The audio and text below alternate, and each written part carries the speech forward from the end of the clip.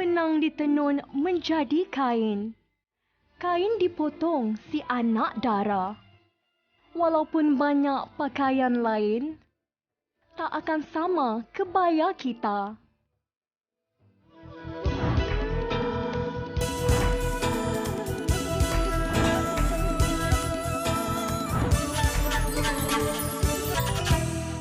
Pakaian melambangkan tradisi bagi kaum wanita di Asia Tenggara. Kebaya merupakan busana tradisi malar hijau yang masih digemari hingga ke hari ini. Juga dikenali sebagai busana wanita tertua di Malaysia, kebaya sudah pun masyhur di sekitar tahun 1800. Menurut Puan Zubaidah Sual, iaitu pakar rujuk busana tradisional, terdapat beberapa teori mengenai sejarah kedatangan kebaya ke Malaysia. Sebenarnya yang paling penting kita tahu dari mana asalnya nama kebaya tu. Dia banyak teori yang menceritakan ataupun yang telah dicatatkan oleh penulis-penulis Eropah pada masa dahulu. Di antaranya adalah kebaya ni telah dicatatkan oleh seorang penulis Eropah yang mengatakan dia ni berasal daripada bahasa Arab iaitu kabaya ataupun kabaya atau baya atau kaba yang bermaksud baju labuh, tunik labuh yang dipakai oleh orang-orang Arab dan orang India pada suatu masa dulu juga bagi di Turki pula dia disebut sebagai Artukia al-Akibaya, iaitu sejenis baju panjang berbelah di hadapan dan menyerong dan antara lain juga disebutkan oleh Portugis yang banyak membuat cerita tentang kebaya ni, iaitu apabila Portugis menakluki Goa di India dalam tahun 1500 begitu, dia telah menjumpai nama kebaya ni yang telah disebutkan oleh seorang putera daripada Kotte di India yang mengatakan baju yang dia pakai itu dipanggil kabaya. Maknanya mungkin waktu itu kabaya ni dipakai sebagai pakaian lelaki. Macam-macam teori yang kita dapat tentang nama kebaya dan asal-usul. Dan Portugis, dia yang membawa kebaya ni, nama kebaya itu ke Asia, iaitu ketika dia datang ke Melaka, bukan tanah Melayu, ke Melaka pada ketika itu dalam abad ke-15 dan juga ke Indonesia pada abad ke-15 dan 16. Portugis lah yang memperkenalkan nama kebaya itu di rantau ini. Dia ni sebenarnya kebaya adalah pakaian yang tertua sebab dia antara pakaian-pakaian wanita yang disebutkan sejak di dalam kurun ke-15 adalah kebaya. Selain daripada itu memang tak ada, sebab kalau kita baca daripada sejarah Melayu dia hanya menyebutkan pakai cara Melayu. Tak sebut pun langsung pasal kebaya, tapi daripada penulisan, evidence penulisan yang daripada penulis barat, itu yang kita jumpa nama kebaya. Sudah pun berkhidmat di Muzium Negara sejak tahun 1974, anak kelahiran Batu Pahat ini mengaku mempunyai minat yang mendalam dalam bidang tekstil. Pusana Melayu merupakan buku penulisan pertama beliau yang diilhamkan bagi memenuhi satu memori dalam perkhidmatannya. Bagi orang Melayu, kita sebutnya sebagai baju kebaya labuh. Bagi kaum Nyonya disebutnya sebagai baju belah labuh atau baju panjang. Kemudiannya setelah, macam saya kata, di antara kebaya labuh dan kebaya pendek ada kebaya sekerat tiang. Kebaya sekerat tiang ni hanya dipakai oleh orang Melayu. Kita tak jumpa masyarakat Nyonya memakai baju kebaya sekerat tiang. Tapi Portugis tu ada jugalah dan seterusnya kebaya pendek. Kebaya pendek ni dia datang dalam tahun-tahun, macam saya kata tadi, 30-an, 40-an, 50-an tu dah banyak yang datang. Kebaya ni dia berkembang dari segi material lah. Selepas Perang Dunia Kedua, bila songket berkembang semula banyak kebaya-kebaya yang diperbuat daripada songket. Jadi dalam tahun-tahun 50-an bila penghijrahan orang-orang Indonesia ke tanah Melayu ketika itu, di situ kita mula lihat kebaya pendek ni mula dipakai dengan banyaknya. Itu yang adanya baju Bandung baju Bandung kalau kita tengok, dan baju kebaya Kota Baru. Kebaya pendek ni terdiri daripada baju Bandung, baju kebaya Kota Baru Setiap baju kebaya tu mempunyai keistimewaan sendiri. Macam kebaya nyonya, dia keistimewaannya dari segi sulamannya, ya. Dan kebaya kita Melayu, kebaya labuh kita, keistimewaannya daripada material, ya, ataupun potongan. Kita kena tahu ciri kebaya itu apa, dianya ialah berbelah di hadapan.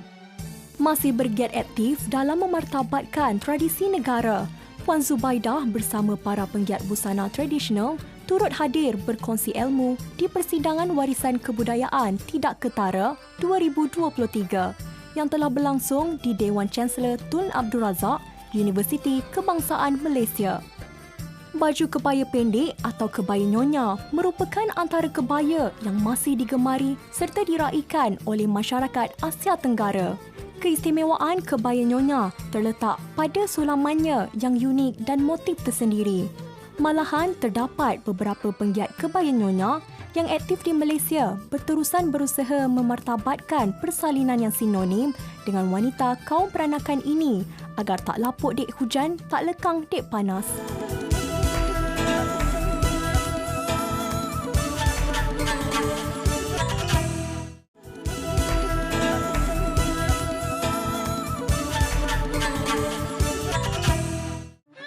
Butik An Nyonya Kebaya merupakan antara penggiat kebaya nyonya yang masih aktif di Malaysia. Melangkah ke butik ini umpama memasuki rumah tradisional kaum peranakan. Pelbagai rona warna kebaya tidak kira koleksi terbaharu mahupun edisi terhad, tergantung kemas di sekeliling butik. Terletak di Ampang, Kuala Lumpur, butik ini diasaskan oleh Mendiang Lim Wan Chu pada 1955 dan hingga kini masih berdiri teguh diwarisi oleh cucu beliau, Wan Lim Yulin. Kebanyakan berasal dari keluarga nenek saya, sepupunya, kakak adiknya ataupun jiran-jirannya. Dia orang memang dulu punya perempuan kan tidak keluar rumah, so semua memang belajar dan dekat satu tempat. Sebab masa itu kebaya memang popular. Bukan hanya pelanggan yang baba nyonya, tetapi kaum semualah, Cina, India, Melayu, semua orang pun pakai kebaya. Memang fashion itu masa ialah kebaya. Kebaya nyonya memang kena tak ada shortcut lah. Memang kita gunakan cara yang tradisional, kain yang bagus, benang yang bagus, yang import. Sebab zaman dulu kan memang peranakan semua dia orang memang hidup mewah, so semua barang pun diimport dari luar negeri. So memang kainnya memang dari Eropah, benang pun sama, dan kita masih gunakan cara yang lama dari nenek saya sampai sehingga sekarang. Kita gunakan sulam ayak.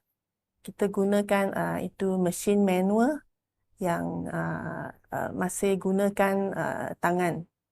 Sebab itu masa yang buat tu memang lama. Lebih kurang sebulan hingga 3 bulan untuk menghasilkan satu kebaya. Desain itu memang kita ada yang dulu from saya punya nenek. Okay, memang itu memang desain yang lama. Saya masih simpan. Kadang-kadang kalau customer suka desain yang lama, saya akan bagi dia orang pilih. Selain daripada desain yang lama, saya pun ada reka desain yang baru untuk trend sekarang lah. Sulam itu kena depend on masa yang buat sulam itu. Lagipun corak pattern, okay, setengah corak lebih rumit, guna lebih masa untuk buat. Harganya depend on itu dia punya complicated lah, how complicated dia punya pattern. Dan itu orang yang buat tu pun kena ada skill lah. Pemilihan fabrik yang sesuai serta berkualiti tinggi mempengaruhi keselesaan si pemakai. Maka tidak hairanlah harga bagi sepersalinan kebaya nyonya mampu mencecah hingga ribuan ringgit. Zaman dulu, jenis-jenis kain yang kami selalu guna ialah kasar rubia. Kasar rubia ialah cotton organdy dari Eropah lah. Dia memang jarang. Setengah orang pun panggil dia kasar gelas sebab dia memang jarang seperti kaca. Memang zaman dulu dia orang kena pakai anak baju dalam sebagai baju dalam sebab dia terlalu jarang. Itu kain kasar sekarang sudah tidak dapat lagi sebab mungkin tak ada demand. Okay. Pada zaman sekarang kita replace dengan kain kasar wool.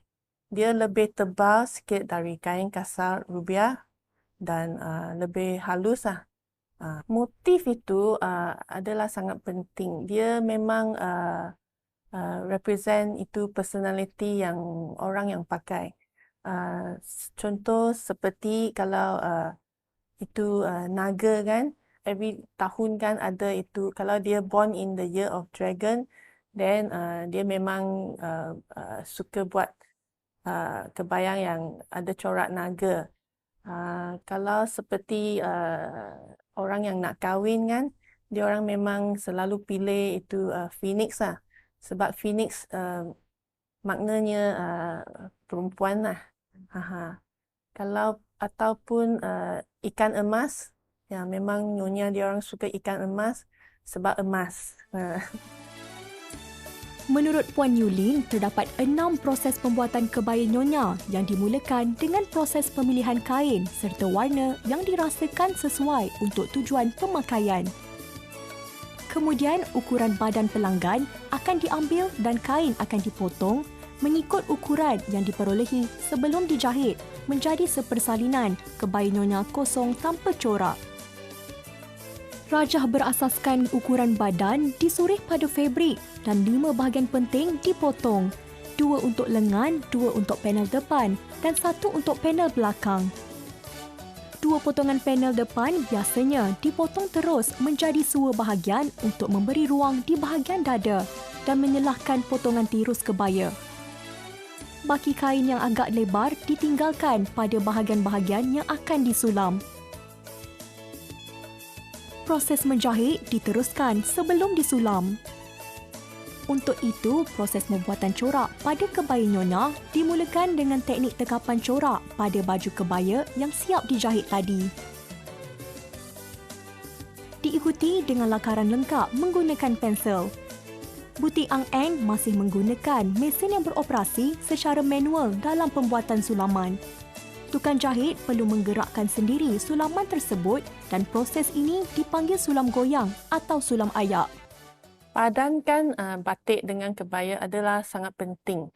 Sebab kalau you padankan dengan cantik, dia akan jadikan pemakai itu lebih seri lah, lebih anggun. Saya akan menggunakan konsep balance lah, maknanya seimbang. Kalau kebaya itu lebih sarat kan, saya akan padankan dengan batik yang lebih kurang warna supaya dia akan jadi seimbang dan sebaliknya. Selalu saya akan ambil warna daripada batik, mesti ada satu warna yang sama dengan baju kebaya. Jadikan dia sepasang. Dia tak confuse sangatlah. Bagi padanan kebaya nyonya bersama batik sarung, lipatan kain akan digayakan di bahagian hadapan si pemakai. Berlainan pula dengan batik lepas yang mempunyai corak seragam, kain akan dijahit dengan pola kain kipas di bahagian hadapan.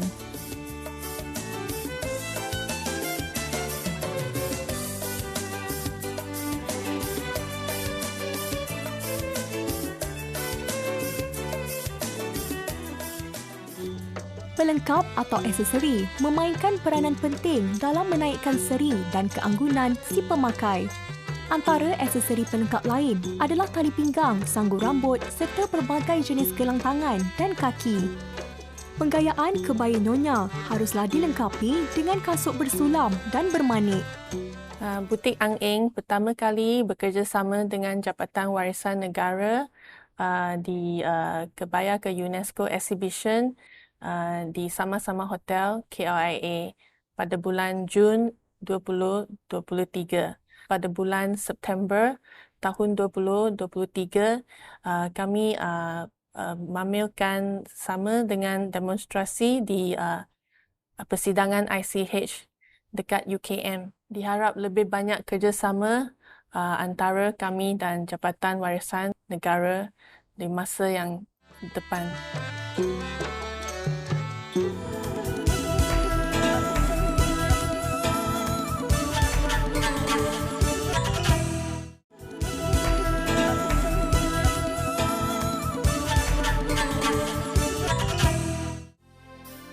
Khazanah warisan negara merupakan identiti kita dan perlu dikekalkan. Memelihara serta mengangkat khazanah yang diwarisi sejak bergenerasi ini sangat penting agar tidak terus lapuk dan terkubur. Peranan Jabatan Warisan Negara di bawah Kementerian Pelancongan Seni dan Budaya, antara lain tugas kami di Jabatan Warisan bertanggungjawab untuk memelihara dan melindungi warisan negara lah ya, berlandaskan Akta Warisan Kebangsaan 2005 iaitu Akta 645 lah ya. Di mana aktiviti ataupun fungsi peranan tanggungjawab kami antara lain adalah seperti menguatkuasakanlah Akta Warisan Kebangsaan 2005 Akta 645, melaksanakan penyelidikan ya. Penyelidikan tu termasuklah penyelidikan arkeologi, konservasi, warisan ketara, warisan tidak ketara, warisan semula jadi, warisan di bawah air dan berkaitan juga dengan warisan kebangsaan orang hidup lah. Jadi kita sangat rasa berbanggalah dan bertuah kerana sehingga kini masyarakat di Malaysia dan negara-negara jiran yang bersama-sama kita untuk mengangkat kebaya ini masih mengamalkan kebaya. Jadinya untuk pada tahun ini kita berharaplah ya supaya pencalonan kita untuk mendapatkan pengiktirafan kebaya di UNESCO berjaya lah. Perancangan-perancangan untuk memperhebatkan lagi lah promosi dan galakkan pemakaian kebaya lah kepada masyarakat. Di mana kita pun boleh nanti mencadangkan jugalah kepada pihak kerajaan sekiranya kebaya berjaya mendapat pengiktirafan UNESCO, supaya ada hari-hari tertentu yang kita galakkan rakyat Malaysia, khususnya wanita-wanita berkebaya lah. Kita bersama menganjurkan persidangan warisan kebangsaan tidak ketara lah di Dekta UKM telah yang mana kita juga menjemput pakar-pakar berkaitan lah termasuk juga orang kata apa tu pegiat kebaya lah untuk membentangkan paper dan berkongsi pengalaman tentang kebaya, dan juga ada pihak komuniti penjahit kebaya lah yang kita jemput untuk membuat pameran. Harapan kami di Jabatan Warisan Negara dan juga di khususnya lah Kementerian Pelancongan Seni dan Budaya, yang paling utama kita dapat supaya pencalonan kebaya kita mendapat pengiktirafan UNESCO, dan bersama-sama kita dapat memelihara dan melindungi lah kebaya di Malaysia, khususnya kebaya pendek dan kebaya labuh lah. Dan kalau boleh kita nak kebaya ini mendapat kembalilah tempatnya pada masyarakat kita pada masa ini untuk diperagakan setiap hari atau di majlis-majlis rasmi ataupun majlis perkahwinan dan sebagainya lah. Itulah harapan kami. Busana tradisional turut mendapat tempat di hati mereka fashion tempatan. Antaranya Bahari Asyik yang terkenal dengan pembuatan baju-baju klasik tradisional Melayu. Bahari Asyik ni bertanggungjawab untuk menaikkan kembali kebaya-kebaya lama ataupun baju-baju tradisional kita ya, baju-baju tradisional Melayu. Tugas kami untuk war-warkan kepada anak-anak muda di luar sana, generasi masyarakat Melayu di luar sana, okay, this is our baju. This is our national costume yang patut kita banggakan. Baju kebaya dia tidak outdated. Dia evergreen. Dia ada sepanjang masa. Baju tradisional yang ada maksud dan makna yang tertentu. Contoh UiTM, diorang datang untuk buat research ya, bertanya, dan saya akan bagi tahu secara jujur lah. Dan kadang-kadang kita menambahkan apa yang dia tidak tahu. Jadi kita tambahkan ilmu-ilmu tu, tak banyaklah ilmu tapi setakat yang sepatut diketahui pun dah cukup.